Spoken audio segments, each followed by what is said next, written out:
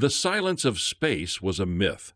Andy knew the truth of it was a cacophony of low-frequency vibrations, the hum of the recycler behind his command chair, and the incessant, gentle pings of micrometeoroids glancing off the scrapper's gambit's forward plating. His ship was old, ugly, and loud, but it was honest. Every groan of its frame told a story. Every flicker of a console was a known quirk. His hands rested lightly on the manual control yokes, his knuckles scarred from 100 repairs. He piloted by feel, a skill that made him a relic in an age of automation and a god in places like this. The Oort Cloud Anomaly K7, known to its few mad visitors as the Graveyard, was less a place and more a state of violent equilibrium. It was a swirling, three-dimensional storm of debris, the remnants of a planetary collision eons ago, now held in a loose, chaotic orbit around a distant gas giant. Automated navigation systems suffered terminal logic freezes here. The sheer number of collision variables could overwhelm any processor. For Andy, it was just another Tuesday. He nudged the port thruster, a burst of pale blue energy that sent the Gambit into a slow, elegant pirouette around a tumbling skyscraper of rock and twisted metal. "Anything interesting on the long range?" he asked, his eyes never leaving the dizzying starfield ahead. Cora's voice came back over the internal comm, tinny and laced with the static of her plasma torch. "Just the usual ghosts, faint transponder echoes from half a dozen dead ships. I'm almost done severing this primary conduit from the derelict freighter. It's thicker than the specs suggested." "Take your time," Andy said. "The big stuff isn't due to swing back through this sector for another 40 minutes. He was a pilot. She was the engineer, the artist of the outside. Cora lived in her Evia suit, a compact figure of immense strength and practicality. Her world was one of torque wrenches and power conduits, of diagnosing a ship's ills by the vibrations she felt through the hull. They were a two-person operation, a self-contained universe of pragmatic survival, pulling treasure from the galaxy's trash heaps. Their planet, Earth, had given them bodies that could withstand gravitational stress and minds that thrived in chaos. Their culture, born of overcoming self-inflicted apocalypses and learning to fix things with whatever was at hand, gave them their edge. A new sound cut through the ship's familiar hum. It was a high-frequency chirp, clean, structured, and utterly alien. It repeated, a clear distress signal. Andy's fingers tightened on the yokes. "Cora, you hearing this?" A pause then, loud and clear. "That's no ghost, Andy. That's active and powerful. Military grade by the sound of it. What's it doing in the graveyard?" He brought up the directional scanner, a cascade of green light reflecting in his focused eyes. The signal was deep inside, in the densest part of the field where the debris was thickest and moved fastest. No sane captain would take a ship there. "Signal's degrading, some kind of power failure." "They're in trouble," Cora stated, the sound of her torch cutting out. "Real trouble." "And we're the only ones here," Andy finished. He looked at the holomap, a terrifying web of red proximity warnings that formed a solid wall between them and the signal's origin. To his brain, it wasn't a wall. It was a path. "Strap that conduit down. We're going in." "Already on it," Cora's voice replied, calm and certain. "Just try not to scratch the new paint." Andy allowed a thin smile. The Gambit hadn't had new paint in a decade. He eased the throttle forward, and the small salvage ship plunged into the heart of the storm. It moved not like a machine fighting the chaos, but like a fish using the current, a product of a mind that saw opportunity where others saw only an equation with too many variables. Aboard the Xylosian battlecruiser Unassailable Will, there was only silence.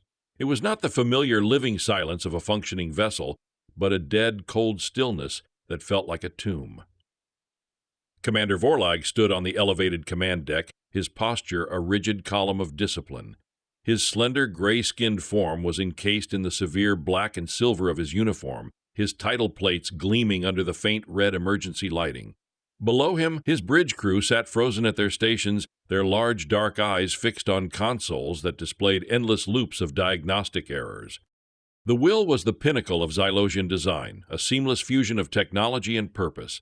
Its lines were perfect, its systems infallible, its operational history a flawless record of supremacy. And yet it was crippled, not by a grand enemy fleet or a stellar phenomenon, but by refuse, filth. A cloud of primitive, uncatalogued junk had swarmed its flight path. The ship's automated defenses, designed to intercept guided munitions and energy beams, had been overwhelmed by the sheer volume of mindless kinetic projectiles.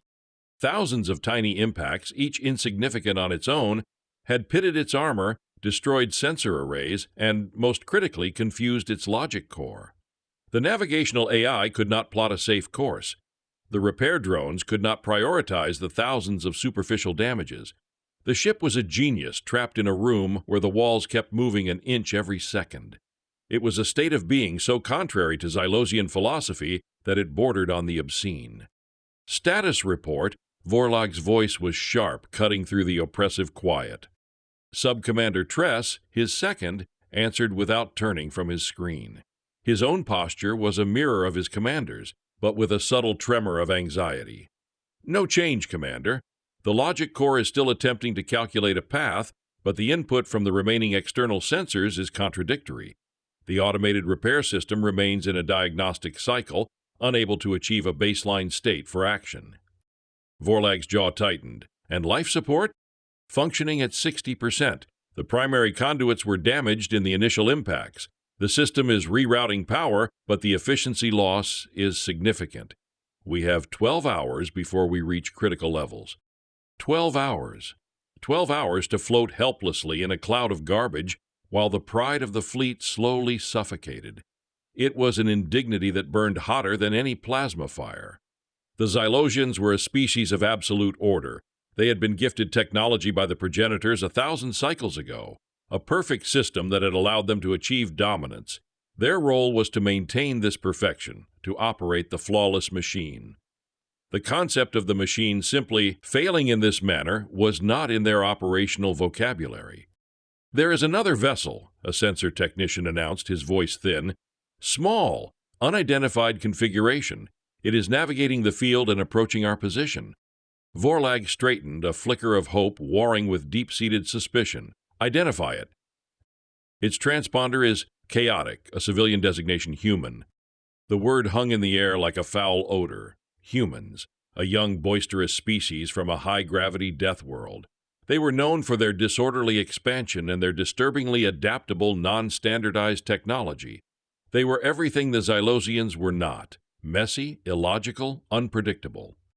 "They are hailing us," the technician added. Vorlag's lip curled in contempt. A human junk hauler daring to approach the Unassailable Will in its moment of vulnerability. On screen. The main holodisplay shimmered, replacing the error codes with the interior of a cramped, cluttered cockpit. A human female appeared, her face framed by a simple headset. Her hair was pulled back, a smudge of grease on her cheek. She was surrounded by exposed wiring and worn, mismatched equipment. To Vorlag, it was a vision of technological anarchy. He felt a profound sense of revulsion. This was not a rescue. It was an insult. "This is the independent salvage vessel Scrapper's Gambit hailing the unidentified ship." Cora's voice was even, professional. "We picked up your distress call. You appear to be dead in the water. Do you require assistance?" From his command throne, Vorlag stared at the image. The human's cockpit was a nightmare of improvisation. Screens were bolted onto panels they were clearly not designed for. Cables were strapped down with crude ties. He could see the pilot in the background, a male figure whose attention was entirely outside the ship, his hands moving constantly over a set of physical controls, manual control. In a debris field of this density, it was not merely reckless, it was an act of profound insanity. "This is Commander Vorlag of the Xylosian battlecruiser Unassailable Will," he responded, his voice resonating with cold authority. "Your presence is acknowledged, Scrapper's Gambit. We are experiencing temporary system malfunctions. Your assistance is not required." On the Gambit's bridge, Cora muted the comms. "Temporary system malfunctions? Andy, their hull is peppered like it flew through a shotgun blast, and their power signature is cycling down to life support only." Andy didn't look away from the field. He eased the ship into a controlled drift, matching the rotation of a colossal shattered asteroid nearby. "Pride's a killer. What's his ship look like?" "Big," Cora said, pulling up the visual scans. "Sleek. No visible weapon ports, probably concealed. Minimal maneuvering thrusters. It's built for straight-line speed and overwhelming force, not for dancing. Looks like they never thought they'd have to." "Nobody ever does," Andy murmured. He watched the massive, dark shape of the warship hang silently amidst the swirling junk. It was a beautiful ship, but it was a statue. It lacked the ugliness of function. Cora unmuted the channel. "Commander Vorlag, with respect, we're reading multiple hull breaches and a cascading power failure. This field is unstable. You're a sitting target for the next debris wave." Vorlag's composure was absolute, a mask of stone. Behind him, his bridge crew exchanged nervous glances. The human's assessment was brutally accurate. "Our systems are the most advanced in the quadrant. They will recalibrate. Your analysis is based on incomplete data from primitive sensors." Cora's brow furrowed. This wasn't just pride, it was willful ignorance. "Our sensors are telling us your ship is dying. We can offer practical help. We can stabilize your power core and patch the primary breaches. It's what we do." The offer was the ultimate offense. The idea that this scavenger could perform maintenance on the Will was blasphemous. Her talk of patching breaches suggested crude external work, a scar on the perfection of the ship's hull. His vessel was not some freighter to be welded back together. "Your offer is declined," Vorlag stated, his tone leaving no room for argument. "Maintain a safe distance. Any attempt to approach closer will be considered an act of hostility." He motioned to his comms officer. "Cut the channel." The screen went blank. Cora sat back, blowing out a frustrated breath. He'd rather die. "Some people would," Andy said, his gaze calculating. He watched the warship, then the swirling patterns of the debris around it. He was processing trajectories, velocities, and probabilities in his head, a complex dance of physics that had become second nature. But his crew might not want to. He said his systems will recalibrate. What if they can't? "They can't," Cora said with certainty. "A system that perfect can't handle this level of imperfection. It's a cascading logic failure. The more it tries to fix itself, the more problems it creates. It's like a man with one leg trying to walk a straight line by taking bigger and bigger steps." Andy nodded slowly. He had seen it before with over-automated mining platforms and transport drones. Perfection was brittle. Life, real life, was messy. He looked at the timer on his console. 32 minutes until the next major debris wave, a wave the crippled warship would not survive. He could leave. It was the logical, profitable thing to do. Their culture, however, had another, deeper imperative. Forged in 1,000 disasters, nobody gets left behind. "All right," he said softly, "Plan B." Cora looked at him, a glint in her eye. "The one he's not going to like?" "That's the one," Andy confirmed. "Get your suit on, you're going over." The scrapper's gambit began to move. It did not back away as ordered. Instead, it dipped its nose and accelerated, plunging into a denser patch of debris below the silent Xylosian warship. On the bridge of the Unassailable Will, the tactical officer reported the maneuver, his voice laced with confusion. "Commander, the human ship is accelerating. Its trajectory is erratic. It appears to be navigating the densest part of the field." Vorlag watched the tactical display, a tiny green icon weaving a path through a sea of red proximity alerts. It was a suicidal course. He could not comprehend the motive. Was it a challenge, a display of foolish bravado, or was it simply the mindless action of an inferior species? He found he could not look away. The small ship moved with a fluid grace that defied the rigid mathematics of his own vessel's navigation system. It was less like a machine and more like an animal, one native to this lethal environment. Aboard the Gambit, Andy was in his element. This was the razor's edge where he felt most alive. His eyes flickered between the viewport and his main sensor screen, which displayed a simplified top-down schematic of the field. His hands were a blur on the controls, firing thrusters in short, precise bursts, not fighting the chaos but using its momentum, slingshotting around one piece of debris to dodge another. "Coming up on the belly," he said into his comm. "The hull looks smoother there, fewer impacts, best place for a hard latch. You ready back there, Cora?" "Ready," she replied. Her voice was calm, but he could hear the clank of magnetic boots as she positioned herself in the aft airlock. The grappling launchers were primed. "Just give me a stable platform."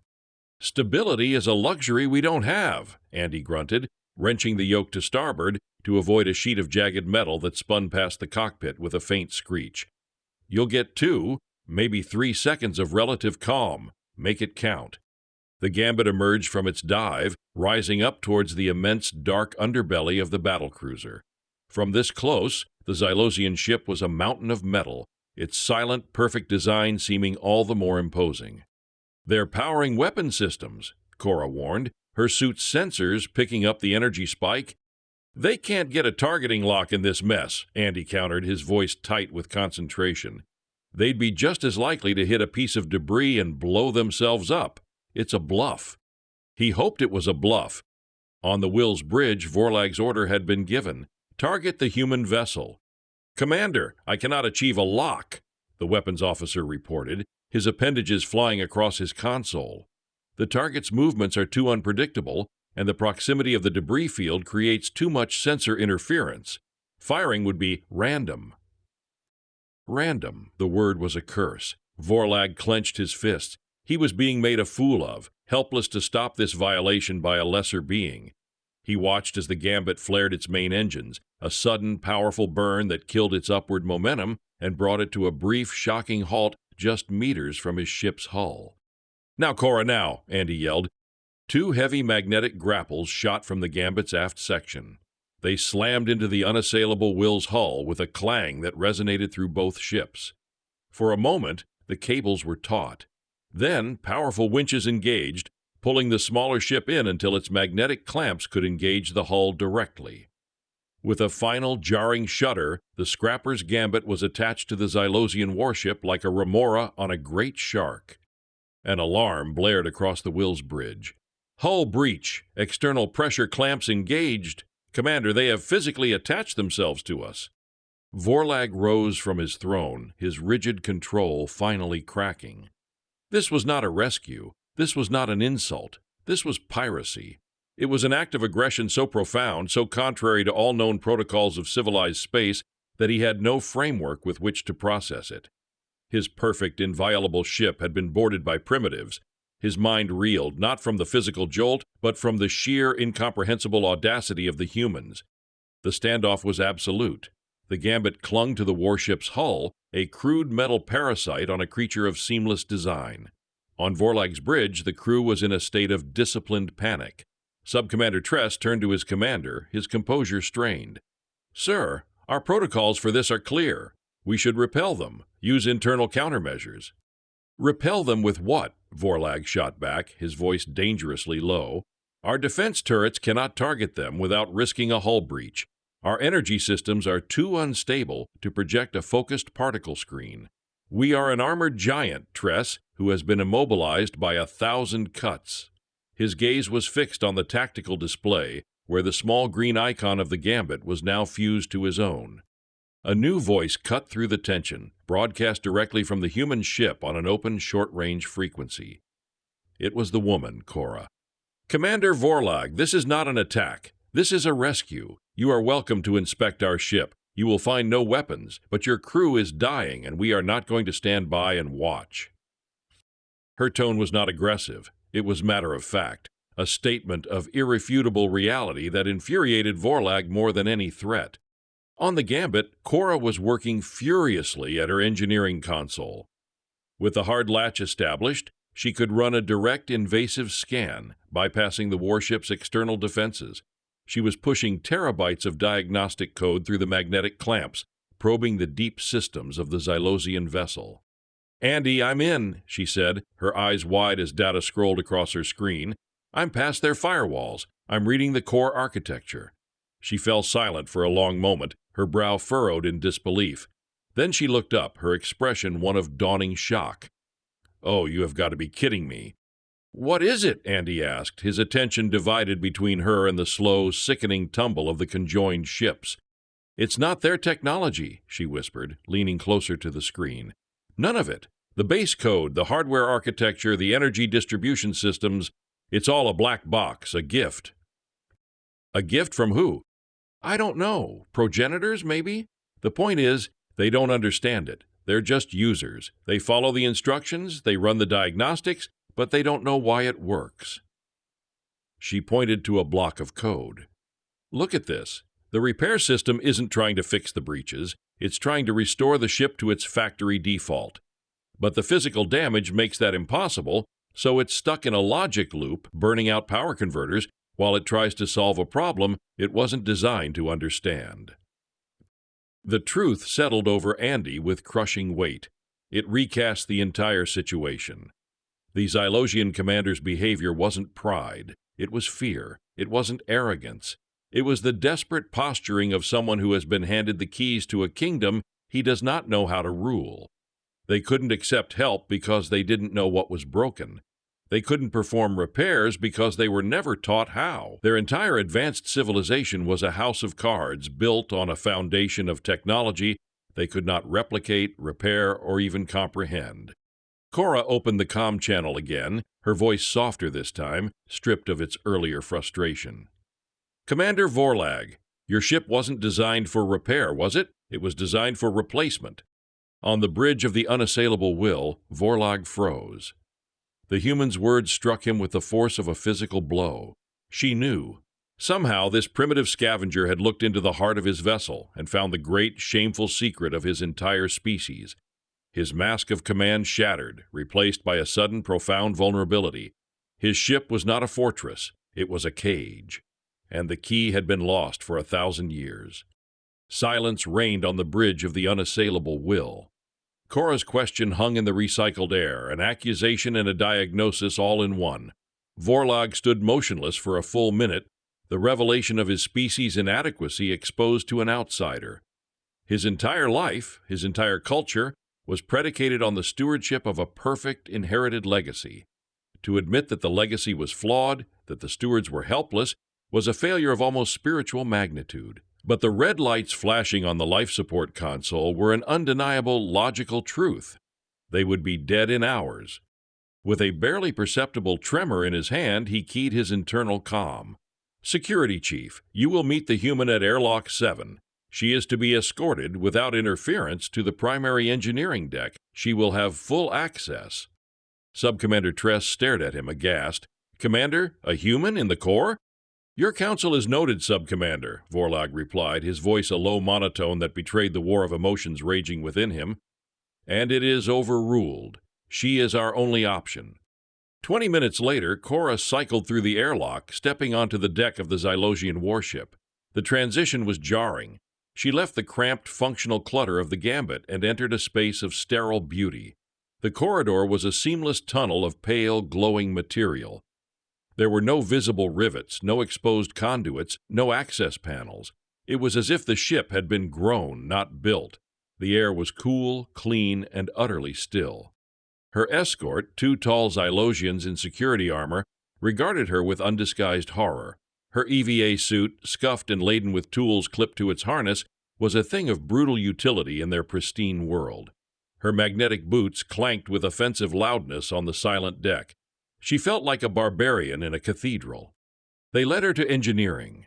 The chamber was vast and cathedral-like, dominated by a central power core that pulsed with a soft, sickly yellow light instead of its usual healthy blue. Xylosian engineers, their faces grim, stood before silent, smooth consoles. They parted as she approached, their expressions a mixture of fear and contempt. Cora ignored them. Her eyes were on the machinery. She unclipped a diagnostic scanner from her belt, a rugged piece of human tech with a cracked screen, and ran it over the nearest bulkhead. "The main power conduits are behind this wall," she stated, not asking. "The system is trying to reroute through secondary channels, but they're overheating. I need to get this panel open." The Xylosian chief engineer, a tall, severe-looking officer named Vex, stepped forward. "That is a primary structural wall. It is not a panel. It cannot be opened." Cora looked from the wall to him, then back. "Then I'm going to make it a panel." She unclipped a plasma cutter from her suit's harness. The tool was scarred and stained with the residue of 100 different jobs. To the Xylosians, who knew only the clean, precise beams of integrated atomic welders, it was a butcher's knife. Vex took an involuntary step back as she powered it on with a loud hiss. "You would scar the hull," he gasped, horrified. "I'm going to save the ship," Cora corrected him, her voice muffled by her helmet.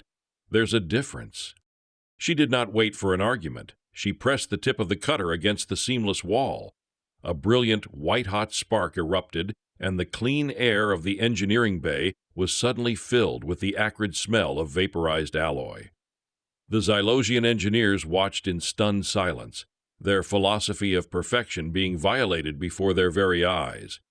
For the first time in 1,000 years, their sacred technology was being subjected to the brutal, beautiful, blasphemous art of improvisation. The plasma cutter carved a jagged, glowing rectangle into the wall. Molten metal dripped and solidified on the pristine deck, ugly splatters against a perfect surface. Cora worked with an economy of motion that bespoke years of practice, her body braced against the ship's gentle, sickening tumble. When the cut was complete, she used a magnetized pry bar to wrench the newly made panel free. It came away with a tortured screech of metal, revealing a dense web of glowing conduits and crystalline processors behind it. The Xylosian engineers stared, their faces a collective mask of disbelief. Vex, the chief engineer, looked like he was witnessing a vivisection. "The primary energy conduit," he whispered, pointing a slender finger. "It is fractured." Cora peered into the recess. A thick, pulsating cable was split open, leaking pale energy that flickered like a dying candle. "Fractured doesn't cover it. It's severed. Your automated systems can't bridge a physical gap." She turned and began rummaging through a heavy canvas bag she had brought with her. It was filled with a chaotic assortment of tools, wires, and spare parts scavenged from a dozen different ships of a dozen different species.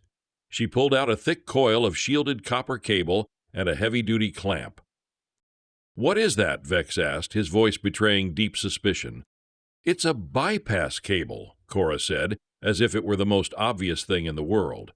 She began stripping the ends of the copper wire with a simple blade. "I'm going to clamp this onto the conduit on either side of the break. It's not elegant, but it will complete the circuit and restore power to the primary systems." Vex was aghast. "You intend to introduce a foreign primitive conductor into a closed, self-regulating system? That is, you will corrupt the energy signature. The diagnostic nodes will not recognize it." "The diagnostic nodes are what's killing you," Cora shot back, not looking up from her work. "They're stuck in a loop because they see a problem they can't fix. We're going to give them a solution they can't see." She looked directly at him, her gaze intense. "Your design is beautiful, it's perfect, and its perfection is a fatal flaw. Right now, this ship doesn't need a philosopher, it needs a plumber." She turned back to the wall, maneuvering the heavy copper cable into the recess. She had to brace her feet against the opposite bulkhead, her muscles straining as she worked the heavy clamps into position around the fractured Xylosian conduit. It was brutal, physical work. The Xylosians had no equivalent. Their tasks were intellectual, a matter of entering commands and observing results. They watched her as if she were a creature from a bygone era, using muscle and grit to tame a force they had only ever known how to guide. With a final grunt, she locked the second clamp into place. The effect was instantaneous. The raw energy leaking from the break vanished. The sickly yellow light of the engineering bay flickered, then shifted to a brilliant, healthy blue. The low hum of the ship's power core deepened, stabilizing into a steady, powerful thrum. On the main consoles, red warning lights blinked out one by one, replaced by steady green indicators. Vex stared at his console, then at the crude copper cable marring the perfect symmetry of his ship's interior. He tapped a command into his smooth, featureless interface. "Power flow is at 97% of optimal. Life support is stabilizing. Primary systems are online." He looked at Cora, his dark eyes filled with a new, unsettling emotion. It was not gratitude. It was a terrifying, profound confusion. The look of a priest who has just seen a heretic perform a miracle. He had just witnessed an act that defied every principle of his reality, and it had worked. The relief in the engineering bay was short-lived. Just as Vex began to process the implications of Cora's crude but effective repair, a new alarm blared through the ship. It was a low, guttural klaxon, accompanied by a violent shudder that threw several of the unprepared Xylosians from their feet. Cora, braced in the access hatch, kept her footing. What was that? Vex stumbled back to his console. "The inertial dampeners! The sudden power restoration to the primary grid has created a logic conflict with their secondary power source. They are cycling asynchronously. The ship shuddered again, more violently this time. A deep, grinding groan echoed through the hull. On the bridge of the Gambit, Andy was thrown against his restraints. Red alerts flashed across his own console. "Cora, what the hell did you fix?" "Power's back, but the dampeners are out of sync." Her voice crackled over the comm, the whole ship starting to tear itself apart. The Unassailable Will was no longer in a slow tumble. It was beginning to buck and twist, a massive beast in its death throes. The strain on the grappling lines connecting the two ships was immense. Andy's console screamed with proximity and structural integrity warnings. "The clamps won't hold," he yelled, his hands flying across his control panel. He couldn't detach. The maneuver would be impossible with the warship moving so erratically. He had only one choice. He had to fly the warship himself using his own small vessel as an external thruster pack. He poured power into the Gambit's main engines and maneuvering thrusters, not to move, but to resist. When the warship's nose pitched down, he fired his upward thrusters, fighting to level it out. When its stern swung wide, he fired the port-side thrusters, a desperate attempt to counteract the spin. It was like trying to steer a skyscraper in an earthquake with a rowboat paddle. His flight computer shrieked, unable to process the commands. Manual override, structural limits exceeded. He ignored it. His gaze was fixed on the debris field, which was now a swirling vortex of instant death. The warship's uncontrolled movements were pulling them into a denser corridor of rock and metal. "Vorlag," Andy's voice broadcast to the Xylosian bridge, was a commanding roar. "I need you to give me control of your maneuvering thrusters. All of them. Slave them to my ship, now." Vorlag, gripping the sides of his command throne to stay upright, stared at his tactical display. He saw what the human was doing. The tiny salvage ship was firing its engines in a desperate, chaotic symphony, actively fighting the death spiral of his own vessel. It was an act of piloting so far beyond the parameters of Xylosian simulation that it should have been impossible. "Do it," he commanded his helm officer. "Sir, their systems are incompatible." "I do not care. Give him the ship," Vorlag commanded, his voice raw. The helm officer worked, his slender fingers flying across his console, bypassing safety protocols that had never been bypassed before.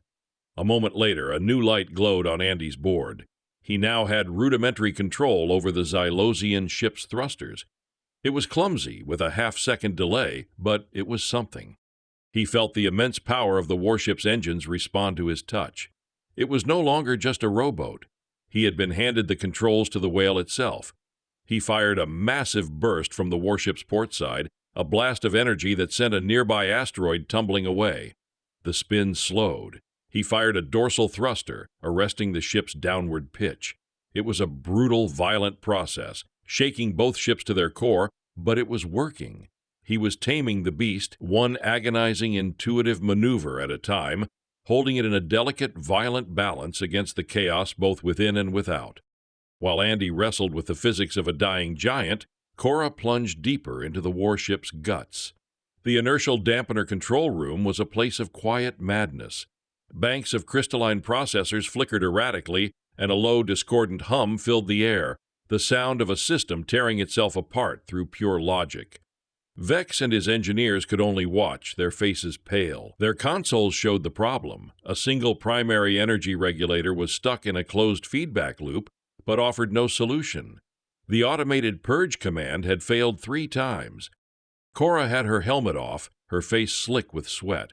The air was thick with the smell of superheated metal. "The purge isn't working because the regulator is physically jammed," she diagnosed, her voice echoing in the chamber. "The system is too polite. It's asking it to shut down, and the regulator isn't listening. We need to kick it." Vex looked at her, completely lost. "Kick it?" "Percussive maintenance," Cora said, a grim smile touching her lips. "It's one of the oldest engineering principles in the book." She pointed to a secondary power junction on the far side of the room. "That junction feeds the environmental controls for the lower decks. It's non-critical, right?" "Yes, but I'm going to create a deliberate short circuit in that junction," she explained, already moving. It will cause a massive instantaneous power surge. The surge will travel back through the main conduit and hit that stuck regulator. With luck, the jolt will be enough to knock it out of its loop and force a reset. The Xylosian engineers stared at her as if she had just proposed curing a headache with a guillotine. "You would intentionally overload a power system," Vex breathed. "The surge could cascade. It could fry the entire grid." "It could," Cora admitted, pulling a heavy wrench from her belt. "Or it could save us. Your way isn't working. It's time to try my way." She looked over her shoulder at the stunned chief engineer. "I need you to get ready. The moment the regulator resets, you have to divert all power back to the dampeners. You'll have maybe half a second." This was the final test, the moment of absolute trust. The entire theory ran contrary to a millennium of Xylosian doctrine. It was chaotic, dangerous, and based on little more than the human's feel for how machines break. Vorlag's voice suddenly echoed from a nearby comm speaker broadcast from the bridge. "Vex, do as she says." The chief engineer flinched, but then his expression hardened with resolve. He turned to his console, his hands hovering over the controls. Cora gave a curt nod. "On my mark." She stood before the secondary junction, wrench held high. "Mark!" She brought the heavy steel wrench down with all her might, smashing it across the primary terminals of the junction box. A blinding flash of blue-white energy erupted, throwing her backward. The lights in the chamber died, plunging them into the red glow of emergency backups. For a terrifying second, the entire ship went utterly silent, the discordant hum replaced by a dead void. Then a new sound, a single clean chime from Vex's console. "It's reset," he yelled. "Regulator is open." His hands flew across his board, rerouting the now stable power. The ship gave one last violent shudder, and then miraculously an almost supernatural stillness descended. The grinding stopped. The alarms fell silent. The inertial dampeners were online. On the bridge of the Gambit, Andy felt the battlecruiser go quiet and steady beneath him. The fight was over. He slumped back in his chair, his arms trembling from exertion, watching the debris field drift peacefully past his viewport once more. He had held a Titan on the brink of oblivion, and somehow he had won. The journey out of the graveyard was slow and silent. Andy, guided by the now fully functional sensor suite of the Unassailable Will, navigated a safe path out of the debris field. Cora, her work done, had returned to the Gambit, leaving behind a Xylosian engineering bay that was scarred but stable, its perfect symmetry marred by the ugly life-saving reality of a copper bypass cable and a shattered junction box. When both ships were clear, floating in the calm, empty black of normal space, Vorlag's image appeared on the Gambit's main screen.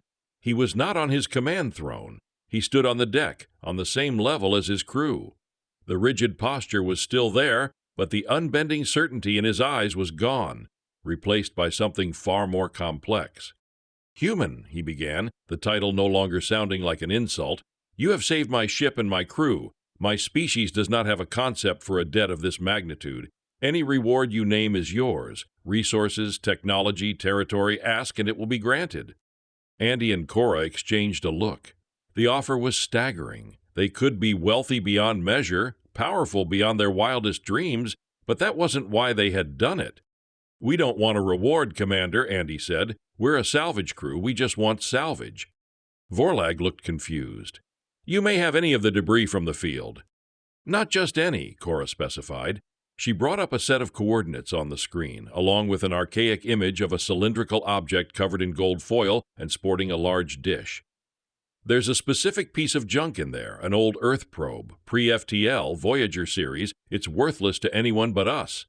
For the first time, Vorlag seemed to truly see them. They had been offered a kingdom and had asked for a relic, a piece of their own humble, messy history. It was a choice so completely outside the Xylosian framework of ambition that it finally allowed him to understand. Their strength wasn't in their technology or their biology alone. It was in their values. They jury-rigged ships because they had to.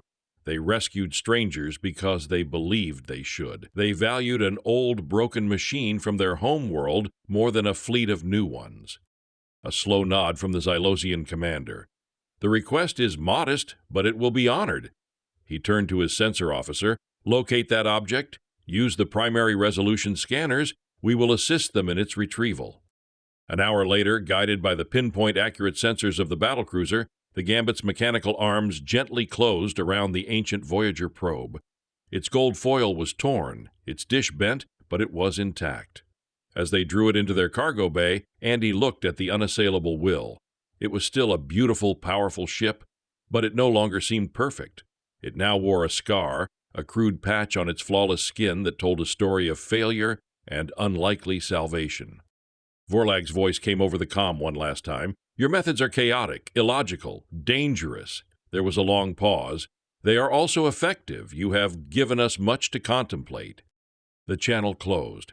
The great warship, with its newfound unsettling knowledge of its own fragility, turned and slid into the blackness of space, its engines leaving a trail of silent, perfect blue.